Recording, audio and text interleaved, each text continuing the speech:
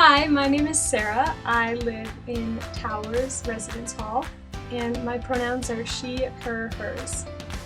I was really excited to live on campus because I loved the idea of gaining independence and being able to structure my day the way I wanted to.